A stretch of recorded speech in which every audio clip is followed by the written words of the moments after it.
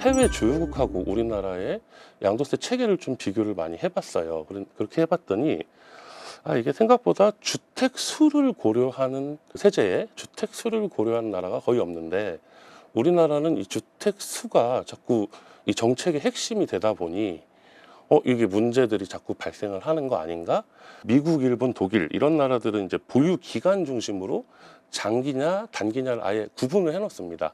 그래서 보유 기간이 단기인 경우, 장기인 경우 적용되는 공제나 세율이 좀 달리 적용되는 것일 뿐이고, 하지만 다주택 여부가 거기에 고려되는 요소로 들어가 있지가 않아요. 수도권에서 1주택 취득한 경우와 지방에 2주택 취득한 경우에 6억짜리가 뭐 12억이 됐을 때, 뭐 3억짜리가 6억이 두 채가 됐을 때 1주택자인 경우 12억 초과분에 대해서만 세금을 내기 때문에 거의 안 내는 경우가 발생하지만, 오히려 지방의 2주택자, 저가, 중저가의 2주택자가 세금을 오히려 더 많이 내는, 굉장히 불합리한 거 아닌가라는.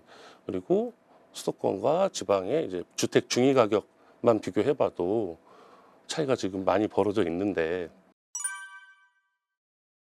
이 체계를 좀 뜯어서 155조에 하나에 다 몰아넣지 말고 여러 개 조문으로 분산시키고, 용어의 정의부터 시작해서 우리 다시 한번 좀 정합적인, 읽고 해석할 수 있는 그런 법조문으로 일단 현행화하는 게 먼저다라는 게, 요거를 뭐 이렇게 좀 정비하는 데는 올해, 뭐 길면 내년까지 충분히 정비 자체는 가능하지 않을까라고 생각합니다. 중장기 개편 방향까지 담지 못하더라도 그냥 현재 너무 뒤죽박죽 얽혀 있는 걸 좀 체계화시키는 작업 정도는 당장 올해라도 가능하지 않을까, 뭐 그렇게 판단하고 있습니다. 특히 2017년부터 2022년도까지 보면 그 사이에 도입된 정책이 10건이 굵직굵직한 것만 해도 이제 세법 개편이 10번이 넘게 이제 나왔었거든요.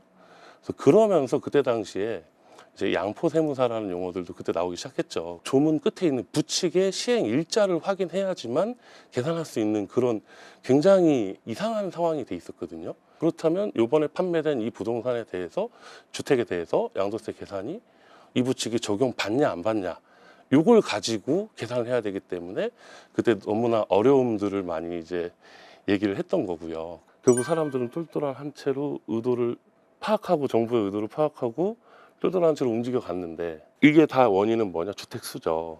정부가 그걸 의도했든 의도했지 않았든 간에 사람들은 똘똘한 한 채라는 게 정답이라고 믿었고, 그래서 수요가 이렇게 수도권으로 몰리게 되었고, 이로 인해서 수도권과 비수도권 간의 양극화는 분명히 발생을 했고, 그렇죠? 그렇다면 이 문제의 원인은 뭐 다른 여러 제도들도 있겠습니다만, 형평성을 잃은 양도세 제도가 이런 상황을 만드는데 일조를 분명히 했다. 그동안 1세대 1주택이란 걸 활용해서 1세대 1주택 비과세 한번 받고, 또 상급지 이사 가서 또 이렇게 비과세 받고, 그러면서 자산 증식을 하는 약간 당연한, 우리가 활용할 수 있는 혜택이다라고 이렇게 이용하신 분들이 분명히 이전 세대에 계신데, 이걸 이제 와서 이걸 없애자? 분명히 이거에 대한 반발도 분명히 존재할 거라는 거죠.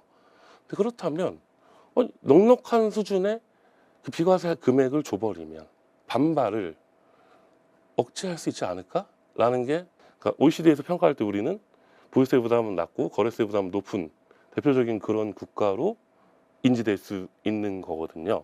보유세 부담을 강하게 할 것이냐, 거래세 부담을 강하게 할 것이냐는 그 해당 시점에 부동산 경기와도 분명히 연관이 있거든요. 우리나라 방향성을 설정할 때 보유세 부담과 거래세 부담 중에 어느 쪽을 높이는 방향으로 가겠다라는 공청회를 통해서 방향을 보여주면 시장은 반응을 할 것이고, 그렇죠? 그래서 그런 측면에서라도 저는 올해 세법 개정 연말에 하시기 전에 이런 공청회 같은 거 좀 자주 하셔가지고 방향성을 좀 제시해주면 좋겠다라는 개인적인 생각입니다.